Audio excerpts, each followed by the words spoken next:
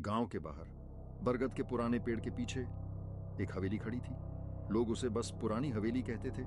कहा जाता था जो भी सूरज डूबने के बाद उस हवेली में गया वो वापस वही इंसान बनकर नहीं लौटा।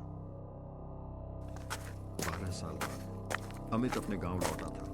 मां की आखिरी बात आज भी उसके कानों में गूंज रही थी।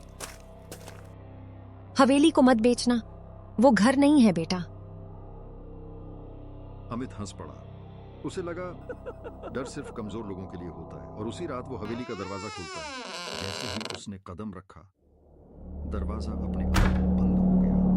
हवा ठंडी हो गई और दीवारों पर टंगी पुरानी तस्वीरों की आंखें उसे घूरने लगी। तू आ गया, हम तेरा ही इंतजार कर रहे थे।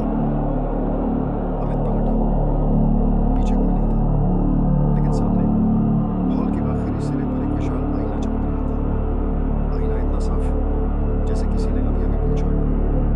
पीछे देखो। अमित ने मुड़ने की कोशिश की, लेकिन उसके पैर जकड़ चुके थे। आईने में एक छोटी लड़की दिखी, जली हुई त्वचा, खाली आंखें और होठों पर हल्की मुस्कान। यहाँ जो आया वो गया नहीं। रात के ठीक 11:11 बजे आईना चमक उठा। अमित ने देखा हवेली बदल चुकी थी। दीवारों पर खून, फर्श पर लाशें और सबकी आंखें खुली हुई। यहीं सब मरे थे और यहीं रहते हैं। अमित भागा, एक कमरे से दूसरे कमरे में, लेकिन हर रास्ता उसे वापस आईने के सामने ले आता। अब आईना दरवाजा बन चुका था। तू भी उसी खून से बना है जिसने हमें जलाया था। अमित को सब याद आ गया। उसके पिता इसी हवेली में आग लगाकर सबको जिंदा जला गए थे और वो सब कुछ देखकर भाग गया था। आईने से आखिरी आवाज आई। कोई एक ही जा सकता है।